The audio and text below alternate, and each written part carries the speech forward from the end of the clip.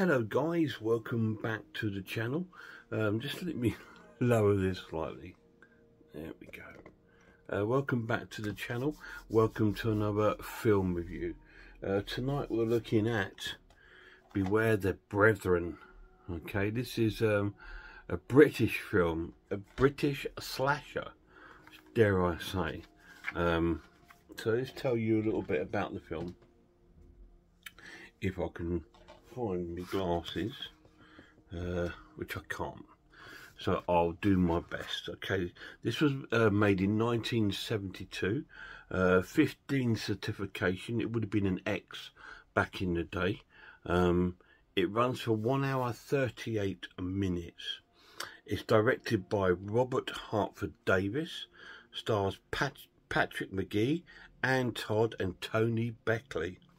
The screenplay is written by Brian Comport, and the music was done by Richard Kerr. Now this is a strange little film, but pleasantly surprised. It was brilliant, really cool film. This is a British slasher film based around this cult religion called Brethren, and the minister, played by Patrick Magee, is in charge of this sort of cult, and the actual church is run from an old lady's house played by Anne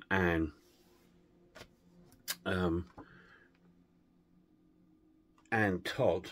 I can't remember the character's name, and she's got a son called Kenneth. And Kenneth is a part of this cult too, and he's on a killing spree, and he's out there killing young women that are don't want to join the church or are sinning, like prostitutes, things like this. So pretty much any woman he comes across, to be honest, he kills off. And it all sort of starts in the church, where well, in the actual church in this woman's house, where we got a service being performed by the minister.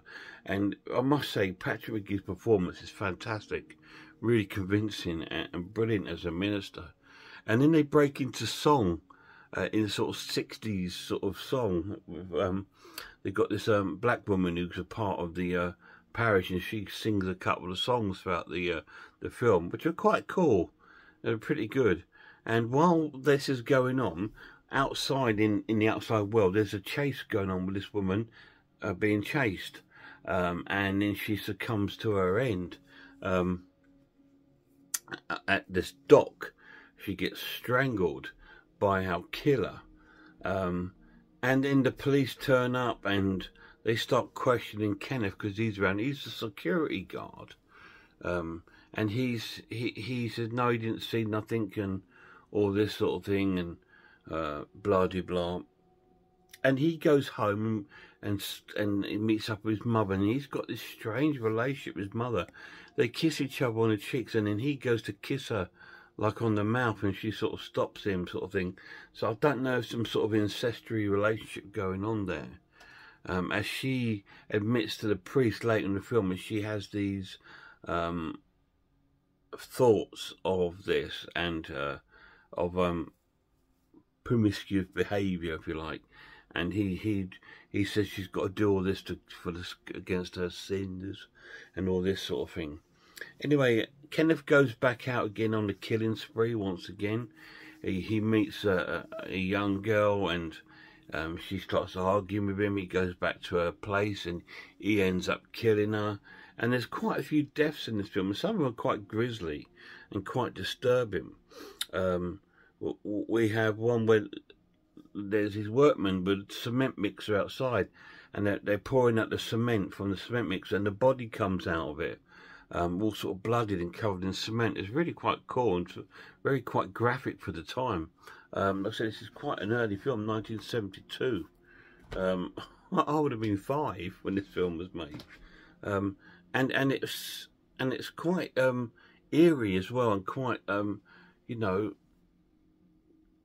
scary how these people were being convinced. I mean, like, you got Kenneth going out one day handing out flyers and leaflets to people to join the church, and if they don't, if he gets a young girl, and there's a young girl he goes swimming with later in the film, and he ends up drowning her, and there's strangulations, there's beatings with like you know, with like a police truncheon, all this sort of thing, all these sort of murders going on. And while it's going on, all the rest are in the church. So Kenneth seems to be carrying out God's work in a different way. But I won't go into the ending because I don't want to spoil it for you. Because there is another couple of girls in the film. One's like a nurse and the other one's like a reporter. They live together and they start investigating this sort of house because the girl, the nurse, gets to be a nurse for the old lady house. You know, she goes there to do a treatment on her legs, and then she sort of fathoms that there's something not right when she finds out there's this religious cult going on there, and just so the reporter girl tries to infiltrate it. So I won't go into what goes on with all that. I want you to find out yourself. What do I think of Beware of the Brethren? I thought it was fantastic. A really cool sort of British slasher stroke religious cult sort of film. It was really, really cool. And it was only a 15, which I'm so shocked because there's quite a lot of nudity in there. Full frontal nudity for women and stuff, and there's a bit of gore in that, so I'm surprised this isn't an 18, to be honest. But it is a really, really good film. It can be a little bit sort of like on the slow pace, but I think this sort of film requires that because you need a bit of character building to find out about these characters a bit more, and their sort of backgrounds. And it's really, really good, and I like the way the Kenneth sort of reminds me a bit like Martin in a way, of his ways, of like the way he sort of kills people. And also it gives me flashes of the other British slasher of the time, Peeping Tom. It's not too different from that in a way. There's lots of sort of like similarities. And the photography in it is really, really cool as well, really convincing. There's some quite good sort of like imagery in the film, if you know what I mean. It's really, really cool. Like in their church, they've got this huge like cross at the back saying Jesus saves on it, and I thought it's absolutely fantastic. And the pluses of this edition is it looks amazing. It's a great looking film. They've done a 2K restoration on this, and it looks really, really cool. The acting's pretty stellar. It's pretty cool. I don't see any sort of weak acting in it. It's really good. Yeah, and like I said, it does have a number of kills on it, and some of them are pretty good. And there's some violent scenes in the film, and there's a lot of sort of like nudity in the film, so all this goes in its favour. So I'm going to score the film a great watch and give it an 8 out of 10. Really, really good. Now, I can't give it any higher than that, just because, you know, obviously it's of its time.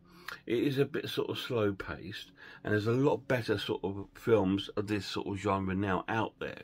But for its time, this was probably quite a shocker to have seen in the cinema back in the day. This has got a couple of documentaries on it by different people talking about the actors on it, and it's got a few audio commentaries and the official trailer. So it's not too short on the old special features either. Great film. Beware My Brethren. 8 out of 10. Any of you guys seen it? If you have, let me know down below what you think of it. I loved the film. I thought it was really cool, and I was shocked how much I really enjoyed it. I mean, I was so lucky because I bought these 2 films from HMV, 2 for 15, and they both turned out to be absolute corkers. Absolutely loved them, and this one was really, really good. Absolutely fantastic. Guys, till my next video, please check out some more horror channels. Check out Horror Hands. Check out Horror Geek Movie Film, RS Designs, Pizzawell, I Am the Ice Lord, Cat Watches Horror Movies, Grumpy Andrew's Haunted House. And a massive shout out to my lad. So until next time, Please look after yourselves, look after one another, and I really hope I'll see you all soon.